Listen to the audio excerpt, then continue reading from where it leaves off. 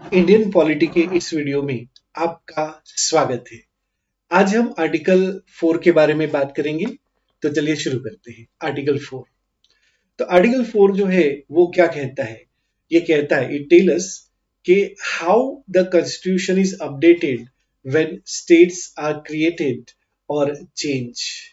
जब स्टेट्स को क्रिएट किया जाता है या चेंज किया जाता है स्टेट्स को, तो किस तरीके से कॉन्स्टिट्यूशन को अपडेट किया जाता है उसके बारे में आर्टिकल 4 कहता है। कब आर्टिकल 4 यूज होता है? जब नया स्टेट क्रिएट होता है या एग्जिस्टिंग स्टेट्स को हम चेंज करते हैं, तब आर्टिकल 4 का यूज किया जाता है पार्लियामेंट के द्वारा। हाउ इट वर्क्स, ये कैसे काम करता है? तो parliament update the constitution through making law. Parliament law बनाता है और लॉ बनाने के बाद जो कॉन्स्टिट्यूशन है उसमें बदलाव आता है आर्टिकल 4 के हिसाब से। इसका बेस क्या है? तो इसका बेस है आर्टिकल 2 एंड आर्टिकल 3, मतलब admission of new states article 2 and creation और अल्टरेशन ऑफ स्टेट्स आर्टिकल 3। इसके बेस के ऊपर आर्टिकल 4 काम करता है।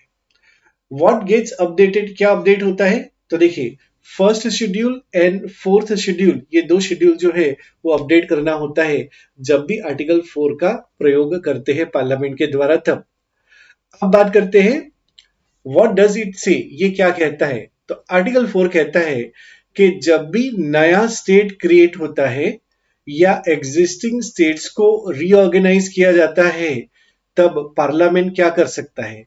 तो पार्लियामेंट फर्स्ट शेड्यूल को अपडेट कर सकता है और फोर्थ शेड्यूल को भी अपडेट कर सकता है। पहले शेड्यूल में क्या दिया गया है?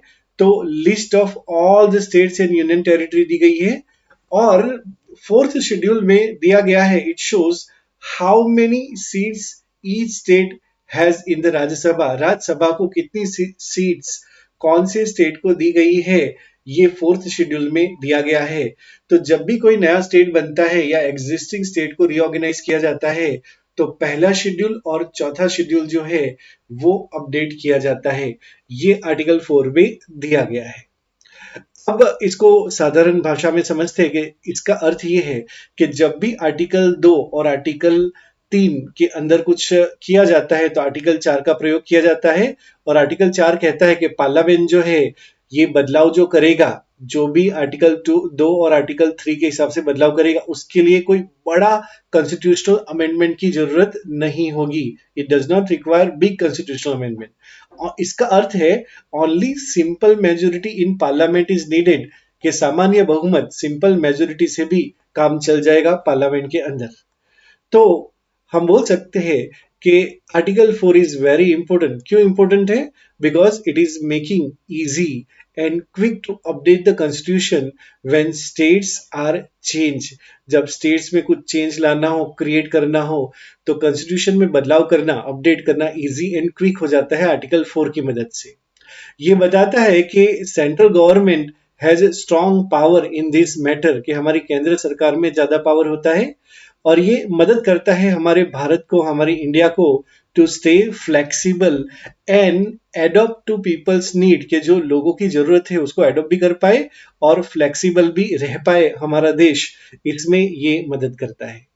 चलिए आर्टिकल 4 को समझने के लिए कुछ इंपोर्टेंट केस लॉज को समझते हैं। यहाँ पे हम दो केस लॉ को समझेंगे। एक है Babulal Parate versus Bombay, state of Bombay 1960 का केस है, और दूसरा है Mangal Singh versus union of India 1966 का केस है।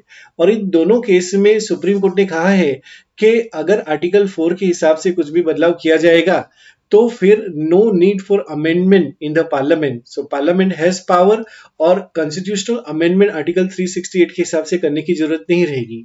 चलिए एक एक करके दोनों केस को समझते हैं। तो पहला केस है Babulal Parate versus state of Bombay 1960 का केस है।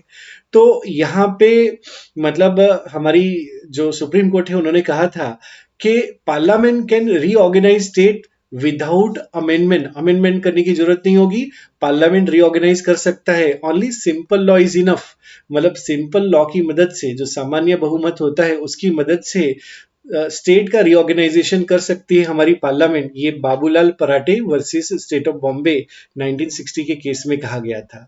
चलिए दूसरा केस भी समझते हैं। दूसरा केस है मंगल Lal Singh Magan Lal Singh versus union of India 1966 का केस है। तो Mangal Singh case versus union of India 1966 case में ये केस एक्चुअली था पंजाब रीऑर्गेनाइजेशन एक्ट के बारे में। तो पंजाब रीऑर्गेनाइजेशन एक्ट को चैलेंज किया गया था यहाँ पे, और यहाँ पे सुप्रीम कोर्ट ने अपना फैसला देते हुए कहा कि parliament can change the boundaries using article 4, कि कोई बाउंड्री अगर चेंज करनी हो तो पार्लियामेंट जो है वो कर सकती है, और उसके लिए मदद करेगा आर्टिकल 4, ये कहा गया था। चलिए अब कुछ रियल लाइफ एग्जाम्पल को लेते हैं आर्टिकल 4 के बारे में। तो रियल लाइफ एग्जाम्पल में सबसे पहले हम देखेंगे तेलंगाना 2014 में जो बना था उसकी बात करेंगे।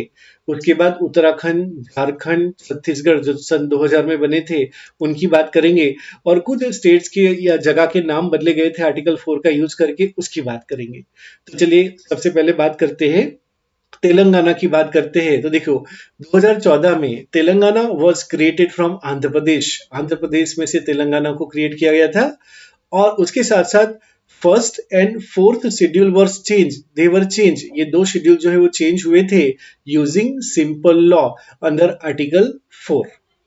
उसके बाद दूसरी बात करनी है उत्तराखंड, झारखंड, छत्तीसगढ़ की बात करनी है जो 2000 में ये क्रिएट हुए थे। तो यहाँ पे जो हमारा उत्तर प्रदेश था वहां से उत्तराखंड क्रिएट हुआ, बिहार में से झारखंड को क्रिएट किया गया, और मध्य प्रदेश में से छत्तीसगढ़ को 2000 में क्रिएट किया गया था। पार्लियामेंट ने कॉन्स्टिट्यूशन को अपडेट किया, आसानी से अपडेट कर दिया था यूजिंग आर्टिकल 4। अंडर आर्टिकल 4 में पार्लियामेंट में अपडेट हो गया था। नेक्स्ट जो एग्जांपल देखना है वो है रीनेमिंग ऑफ द स्टेट्स। तो देखिए मद्रास तमिलनाडु बनता है, मद्रास का नाम बदल के तमिलनाडु कर दिया जाता है 1969 में। इसके लिए आर्टिकल 4 का ही उपयोग किया गया था। फिर ओडिशा जो है, तो ओडिशा स्टेट का नाम बदलकर ओडिशा किया गया था 2011 में।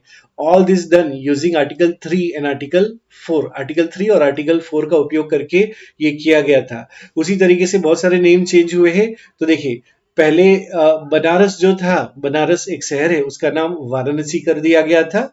ये सेम आर्टिकल 3 आर्टिकल 4 से रिलेटेड है। गुरुग्राम आप जानते हो, गुरुग्राम का नाम बदल के गुड़गांव कर दिया गया। बड़ोड़ा, तो गुजरात में बड़ोड़ा है तो बड़ोड़ा का नाम बदलकर वडोदरा कर दिया गया। बॉम्बे का नाम बदलकर मुंबई कर दिया गया। पूना का नाम बदलकर पुणे कर दिया गया। उसी तरीके से जो पनजिम है, गोवा, गोवा की कैपिटल पंजिम, तो उसका नाम बदलकर पणजी कर दिया गया। उसके बाद कालीकट का नाम बदलकर काजीकोडे कर दिया गया। कोची का नाम बदलकर कोची कर दिया गया। उसी तरीके से अगर आप तमिलनाडु, केरला में जाते हो तो यहाँ पे एक साउथ में एक स्टेट है, एक जगह है, एक शहर है जिसका नाम है त्रिवेंद्रम, तो उसका नाम बदलकर थिरुवनंतपुरम कर दिया गया। फिर तमिलनाडु में आते हैं मद्रास। मद्रास एक शहर भी है तो मद्रास का नाम बदलकर चेन्नई कर दिया गया। उसके बाद बेंगलोर बहुत ही फेमस है, तो बेंगलोर का नाम बदलकर बेंगलुरु कर दिया गया। उसी तरीके से मैसूर का नाम बदल के मैसूरू कर दिया गया। स्टेट में उड़ीसा का नाम बदलकर ओडिशा कर दिया गया। उसी तरीके से असम में जाते हैं तो गुवाहाटी है, उसका नाम बदलकर गुवाहाटी कर दिया गया। कलकत्ता का नाम बदलकर कोलकाता कर दिया गया। उसी तरीके से उत्तरांचल था पहले, उसका नाम बदलकर उत्तराखंड कर दिया गया, और शिमला का नाम बदलकर शिमला कर दिया गया। ये सारा आर्टिकल 3 एंड आर्टिकल 4 के अनुसार हुआ है।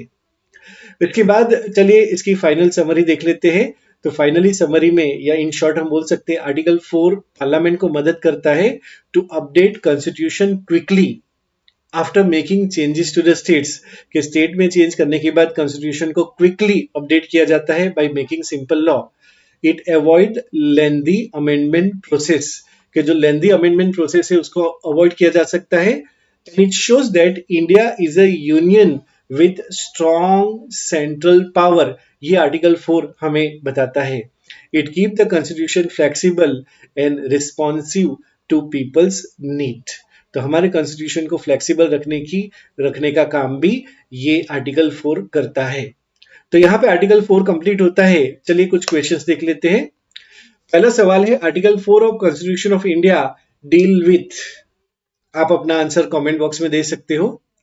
तो यहाँ पे करेक्ट आंसर होगा, करेक्ट आंसर है option C, laws relating to formation और alteration of states. Next question, next question है which schedule of constitution can be amended by laws made under article 4। यहाँ पे करेक्ट आंसर होगा option B, first and fourth schedule. तो option B is the correct answer.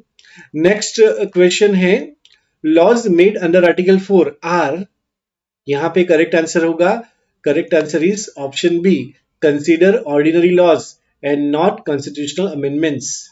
Next question is in which case did Supreme Court state that changes under Article 4 are not constitutional amendments? यहाँ पे correct answer होगा, correct answer जो है वो है Babulal Parate versus state of Bombay, option B is the answer. तो यहाँ पे हम आर्टिकल 4 को कंप्लीट करते हैं। Thank you for watching this video, thank you so much.